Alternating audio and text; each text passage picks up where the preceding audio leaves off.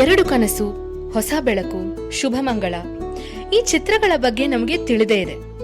ಆದರೆ ಈ ಚಿತ್ರಗಳು ಅದೇ ಹೆಸರಿನ ಯಶಸ್ವಿ ಕಾದಂಬರಿಗಳ ಆಧಾರಿತ ಸಿನಿಮಾಗಳು. ಅದರ ಲೇಖಕಿ ಶ್ರೀಮತಿ ವಾಣಿ. ವಾಣಿಯವರ ಬಾಲ್ಯ, ಮದುವೆ, ಸಂಸಾರ, ಅವರ ಜೀವನದ ಕಥೆಯನ್ನ ಇದೇ ಮೊಟ್ಟ ಮೊದಲ ಬಾರಿಗೆ ಅವರ ಮೊಮ್ಮಗಳು ದೀಪಾರಾವ್ ಅವರ ಮೂಲಕ ದಾಖಲೆ ಮಾಡೋ ಪ್ರಯತ್ನನ ಮಾಡಿದ್ದೀವಿ.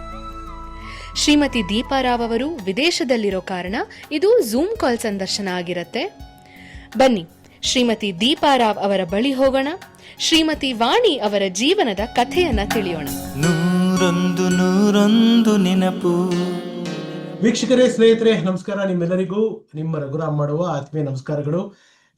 ಇವತ್ತು ಒಂದು ನಮ್ಮ ಹೊರ ದೇಶ ಸಪ್ತಸಾಗರದ ಆಚೆಯಿಂದ ಒಬ್ಬ ಅತ್ಯಂತ ವಿಶೇಷವಾದ ಅತಿಥಿನ ಈ 101 ನೆನಪು ಸರಣಿಗೆ ಕರ್ಕೊಂಡ್ಬಂದಿದ್ದೀನಿ. ಕರ್ಕೊಂಡು ಬಂದು ಅವರ ಮೂಲಕ ಸಾಕಷ್ಟು ವಿಚಾರಗಳನ್ನ ಇನ್ನೊಬ್ಬ ದಿಗ್ಗಜೆ, ಅಕ್ಷರ ಸರಸ್ವತಿ, ಅಕ್ಷರದಾತೆ, ನಾನು ಏನು ಹೇಳ್ಬೋದು, ಏನು ಹೇಳಿದ್ರು ನನ್ನ ಹತ್ರ ಪದಗಳು ಕಡಿಮೆನೆ ಅಂತ ಒಬ್ಬ ಧೀಮಂತ ವ್ಯಕ್ತಿಯ ಜೀವನದ ಕಥೆಯನ್ನ ಅವರ ಮೊಮ್ಮಗಳ ಮೂಲಕ ದಾಖಲಿಸೋದಕ್ಕೆ ಬಂದಿದ್ದೀನಿ. ಮೇನ್ ಈ ಇಂಟರ್ವ್ಯೂ ಆಗೋದಕ್ಕೆ ಮುಖ್ಯವಾದ ಕಾರಣ ನಮ್ಮ ತ್ರಿವೇಣಿ ಅಮ್ಮ ಅವರ ಮಗಳು ಮೀರಾ ಮೇಡಮ್ ಅವರು. Meera madam, thank you so much. ಯಾಕೆಂದರೆ ನಿಮ್ಮಿಂದ ನನಗೆ ಈ ಸಂಪರ್ಕ ಸಿಕ್ತು. ನನ್ನ ಪಬ್ಲಿಕ್ ವಾಟ್ಸಪ್ ನಂಬರ್ಗೆ ನಮ್ಮ ದೀಪಾ ಮೇಡಮ್ ಅವರು ಮೆಸೇಜ್ ಮಾಡಿದರು. ಆಮೇಲಿಂದ ನನ್ನ ಮೈನ್ ವಾಟ್ಸಪ್ ನಂಬರ್ಗೆ ಬಂದು, ಪರ್ಸನಲ್ ವಾಟ್ಸಪ್ ನಂಬರ್ಗೆ ಬಂದು, ಅಲ್ಲಿಂದ ನಾವು ಮಾತಾಡಿಕೊಂಡು ಇವತ್ತು ಇಂಟರ್ವ್ಯೂ ಮಾಡ್ತಾ ಇದ್ದೀವಿ. Thank you Meeramma, thank you so much ಅಂತ ಹೇಳ್ತಾ, ಯಾರು ಇವಾಗ ನಾನು ಹೇಳೋಕೆ ಹೊರಟಿರುವ ಆ ಅಕ್ಷರದಾತೆ, ಆ ಅಕ್ಷರ ಸರಸ್ವತಿ ನಮ್ಮ ವಾಣಿಯಮ್ಮ ಅವರು.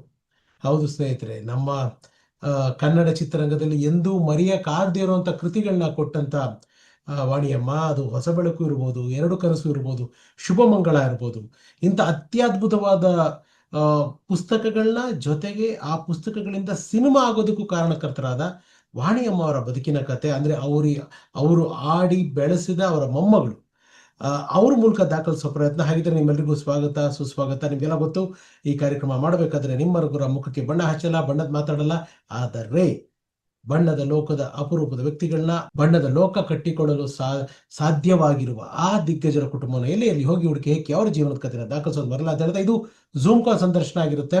ಯಾಕೆಂತಂದ್ರೆ ಮೇಡಮ್ ಇರೋದು ಅಮೆರಿಕಾದಲ್ಲಿ, USA ನಲ್ಲಿ. ಸೊ ಅವ್ರು ಇಲ್ಲಿ ಬಂದು ಹೋಗೋ ಟೈಮು ವೆರಿ ಶಾರ್ಟ್ ಟೈಮ್ ಇರ್ತದೆ. ಆಮೇಲೆ ಅವ್ರ ಪ್ರೋಗ್ರಾಮ್ ಇನ್ನು ಯಾವಾಗ ಬರ್ತಾರೆ ಗೊತ್ತಿಲ್ಲ. ಬಟ್ ವಾಣಿಯಮ್ಮ ಅವರ ಬದುಕನ್ನ ದಾಖಲಿಸಬೇಕು ಅನ್ನೋ ಒಂದು ಆಸೆಯಿಂದ ನಾನು ಈ ಝೂಮ್ ಕಾಲ್ ಮೂಲಕ ಸಂದರ್ಶನ ಮಾಡ್ತಾ ಇದ್ದೀನಿ. ನಾನು ಸಂದರ್ಶನದ ಆಯ್ದ ಭಾಗಗಳಲ್ಲಿ ಬರ್ತೀನಿ, ಮಿಕ್ಕಿದ ಫುಲ್ಲು ನಮ್ಮ ಮೇಡಮ್ ಅವ್ರು ಮಾತಾಡ್ಕೊಂಡು ಹೋಗ್ತಾರೆ. ಹಾಗಿದ್ರೆ ನಿಮ್ಮೆಲ್ಲರಿಗೂ ಸ್ವಾಗತ, ಸುಸ್ವಾಗತ. ನೂರೊಂದು ನೆನಪು. ನಮ್ಮ ವಾಣಿಯಮ್ಮ ಅವರ ಮುದ್ದಿನ ಮೊಮ್ಮಗಳು ನಮ್ಮ ದೀಪಾ ಮೇಡಮ್ ಅವರು. ಅಮ್ಮ ನಮಸ್ಕಾರ. ನಮಸ್ಕಾರ ನಮಸ್ಕಾರ ನಮಸ್ಕಾರ. ನಮಸ್ಕಾರ. ಹೇಗಿದ್ದೀರಾ? ಎಲ್ಲರಿಗೂ ನಮಸ್ಕಾರ. ಚೆನ್ನಾಗಿದ್ದೀನಿ, ನಾನ್ ಚೆನ್ನಾಗಿದ್ದೀನಿ. ತುಂಬಾ ಥ್ಯಾಂಕ್ ಯು ನನಗೆ ಅವಕಾಶ ಮಾಡಿಕೊಟ್ಟಿದ್ದಕ್ಕೆ.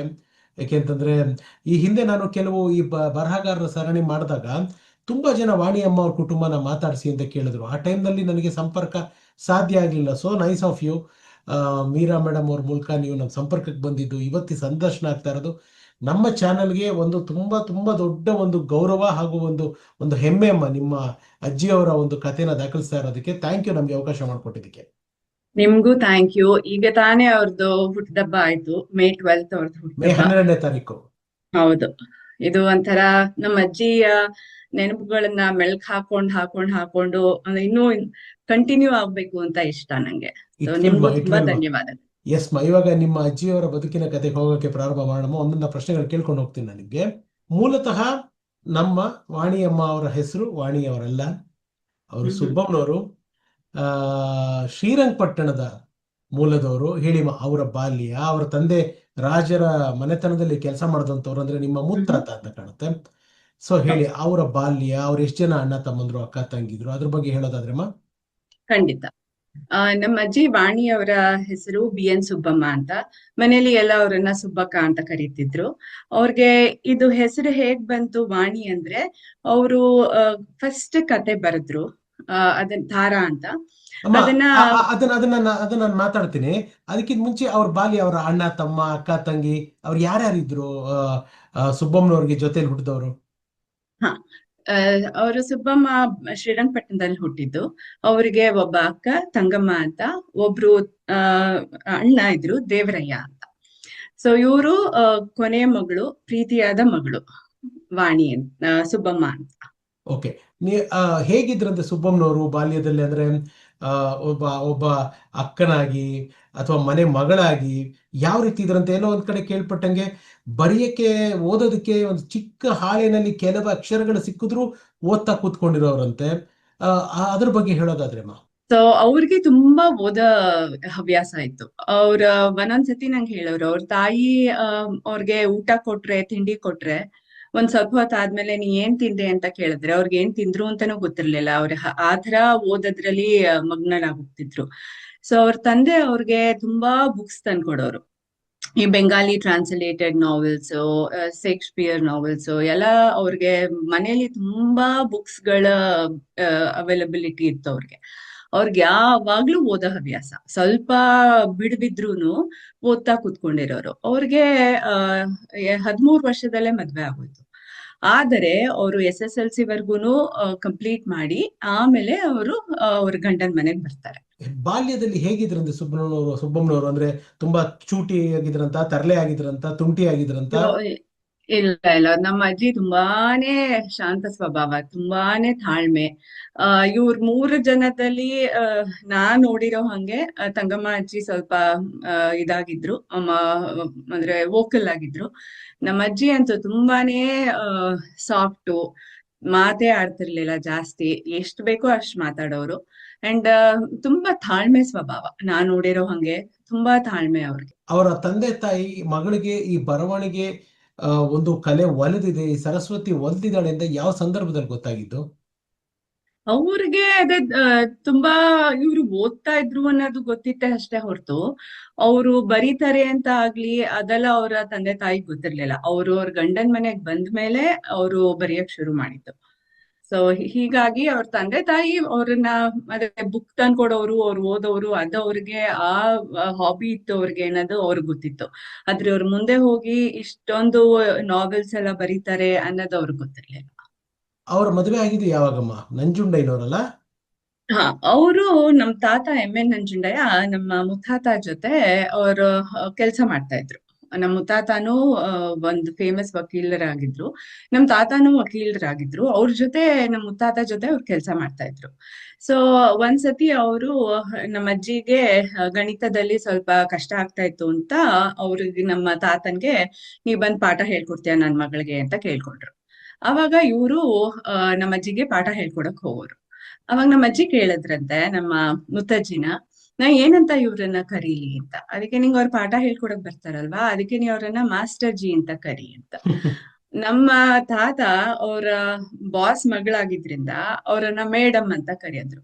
ಸೊ ಕೊನೆಯವರೆಗೂ ನಮ್ ತಾತ ಅಜ್ಜಿ ಒಬ್ರಿಗೆ ಮಾಸ್ಟರ್ ಜಿ, ಮೇಡಮ್ ಜಿ ಅಂತಾನೆ ಒಬ್ರಿಗೊಬ್ರು ಕರಿತಾ ಇದ್ದಿತ್ತು. So nice, so cute. Okay, ಹಾಗೆ ಕರ್ಕೋತಾ ಇದ್ರು ಕಡೆವರೆಗೂ?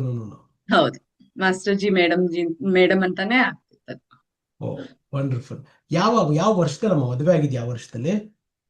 ಅವ್ರಿಗೆ ಅವ್ರ 13 ವರ್ಷದಲ್ಲಿ ಮದ್ವೆ ಆಯ್ತು. ಸೊ ಇನ್ನು ಅವ್ರಿಗೆ ಅದನ್ನೇ SSLC ಸಹ ಮುಗ್ದಿರ್ಲಿಲ್ಲ. ಸೊ ಅವಾಗ್ಲೇ ಅವ್ರಿಗೆ ಮದ್ವೆ ಆಗ್ಬಿಟ್ಟಿತ್ತು. ಆದ್ರೆ ಅದೇ SSLC ಕಂಪ್ಲೀಟ್ ಮಾಡ್ಕೊಂಡ್ಮೇಲೆ ಅವರು ಮೈಸೂರಿಗೆ ಬರ್ತಾರೆ, ಶ್ರೀರಂಗಪಟ್ಟಣದಿಂದ. ಓಕೆ, ಮೈಸೂರಲ್ಲಿ ಎಲ್ಲಿ, ಯಾವ ಏರಿಯಮ್ಮ ಮೈಸೂರಲ್ಲಿ? ನಮ್ದು ಚಾಮರಾಜಪುರಂ. ಚಾಮರಾಜಪುರ. RTO ಸರ್ಕಲ್, ಆ ಬಳ್ಳಾಲ್ ಸರ್ಕಲ್ ಎಲ್ಲ ಬರುತ್ತಲ್ಲ, ಅಲ್ಲಿ ಹಳೆಯ ಮನೆ, 100 ವರ್ಷದ ಹಿಂದೆ ಕಟ್ಟಿದ ಮನೆ ಅದು. ನಮ್ಮ ಮುತ್ತಾತನ ಮನೆ, 3 ಮನೆ ಒಟ್ಟಿಗೆ ಇತ್ತು. ಅದು ದೊಡ್ಡ ಮನೆ, ತುಂಬಾ ಕುಟುಂಬ. ಒಂದ್ 40 ಜನ ಇದ್ರು ಆ ಮನೆಯಲ್ಲಿ ನಮ್ಮ ಅಜ್ಜಿ ಮದ್ವೆ ಆಗಿ ಬಂದಾಗ. ಅಪ್ಪ, ಈ ಮನೆ ಹಾಗೆ ಇದೆಯಮ್ಮ? ಹಾಗೆ ಇದೆಯಾ ಮನೆ? ಇಲ್ಲ, ಅದನ್ನ ನಾವು ಕೊಟ್ಬಿಟ್ವಿ. ಮನೆ ಅದು ಇಟ್ಕೊಳಕ್ ಆಗ್ಲಿಲ್ಲ. ನಾವೆಲ್ಲ ಇಲ್ಲಿರೋದ್ರಿಂದ ಹಳೆಯ ಮನೆ ಕಟ್ಟಡ, ಅದನ್ನ ನೋಡ್ಕೋತಾನೆ ಇರ್ಬೇಕು. ಅದ್ರಿಂದ ನಮ್ಗೆ ಅದು ಆಗ್ಲಿಲ್ಲ, ಅದಕ್ಕೆ ಕೊಟ್ಬಿಟ್ಟು. ಎಸ್, ಅಂದ್ರೆ ನಿಮ್ ಫ್ಯಾಮಿಲಿನೇ one of the greatest family. ಈ ಕಡೆ ಬಂದ್ರೆ ನಮ್ಮ ವಾಣಿಯಮ್ಮ, ಆ ಕಡೆ ತ್ರಿವೇಣಿ ಅಮ್ಮ. ಅಂದ್ರೆ ಎಷ್ಟು ಕೇಳಕ್ಕೆ ಎಷ್ಟು ಚಂದ ನೋಡಿ. ಇದು ಒಂದು ತರ ರೋಮಾಂಚನ ಆಗುತ್ತೆ. ಘಟಾನುಘಟಿಗಳು, ನಾವು you name them, they are in your family. So how privilege, ನಿಮ್ಗೆ ಎಷ್ಟದೊಂದು ಸೌಭಾಗ್ಯ ಅದು. ನಂಗೆ ನಮ್ಮ ಅಜ್ಜಿ ಜೊತೆ ಬೆಳೆದಿದ್ದೇ ಒಂದು ಸೌಭಾಗ್ಯ. ಯಾಕೆಂದ್ರೆ ಅವರು ನಾನ್ ನಿಮ್ಗೆ ಹೇಳ್ಕೊಂಡು ಹೋಗ್ತೀನಿ ಅವ್ರು ಎಷ್ಟು ಯುನೀಕ್, ಎಷ್ಟು ಒಂಥರ ಹೆಡ್ ಆಫ್ ಹರ್ ಟೈಮ್ಸ್ ಅನ್ನೋದು ಅನ್ಸುತ್ತೆ. ಎಷ್ಟ್ ಜನ ಮಕ್ಳಮ್ಮ ಸುಬ್ಬಮ್ಮನವ್ರಿಗೆ? ಎಷ್ಟ್ ಜನ ಮಕ್ಳು? 5 ಜನ ಮಕ್ಳು. 5 ಸೊ ಜನ. 1929 ಅಲ್ಲಿ ನಮ್ ದೊಡ್ಡತ್ತೆ ಜನಿಸಿದ್ರು. ಆಮೇಲೆ ಕೊನೆ ನಮ್ ತಂದೆ 1943 ಅಲ್ಲಿ. ಸೊ ಅಷ್ಟ ಡ್ಯೂರೇಷನ್ ಅಲ್ಲಿ ಅವ್ರ 5 ಮಕ್ಳಾದ್ರು. ಇವರು ಮೇ 12th ಯಾವ ಇಯರ್ ಅಮ್ಮ? ಸುಬ್ಬಮ್ಮ 100+ ಆಗಿದೆ ಅಲ್ಲ ಅವ್ರಿಗೆ ಇವಾಗ? ಹೌದು, 1920 ಅಂತ ಒಂದೊಂದ್ ಕಡೆ ಇದೆ. ಸೊ ಅದು ಎಕ್ಸಾಕ್ಟ್ಲಿ ಡೇಟ್, ಅದು ಟೈಮ್ ಇಯರ್ ಗೊತ್ತಿಲ್ಲ. ಓಕೆ. ಸೊ ಒಂದೊಂದ್ ಕಡೆ ಅವರು ಕನ್ನಡ ಸಾಹಿತ್ಯ ಪರಿಷತ್ಗೆ ಬೇರೆ ತರ ಕೊಟ್ಟಿದ್ದಾರೆ. ಸೊ ಅದು ಡೇಟು ಪ್ರಾಬಬ್ಲಿ 1920 ಅಂತ ನಮಗ್ ಗೊತ್ತಿರೋ ಹಂಗೆ. ಓಕೆ. So, ಈಗ ನಮ್ಮ ಸುಬ್ಬಮ್ಮನವರು ವಾಣಿಯಮ್ಮ ಅದ್ ಕತೆ ಬಗ್ಗೆ ನೀವಾಗ್ಲೇ ಮಾತಾಡಕ್ ಸ್ಟಾರ್ಟ್ ಮಾಡಿದ್ರಿ. ಅದನ್ನ ಮಾತಾಡೋಣ. ಹೇಗೆ ನಮ್ಮ ಸುಬ್ಬಮ್ಮ ಅವರು ವಾಣಿಯಮ್ಮ ಆಗಿದ್ದು ಹೇಗೆ?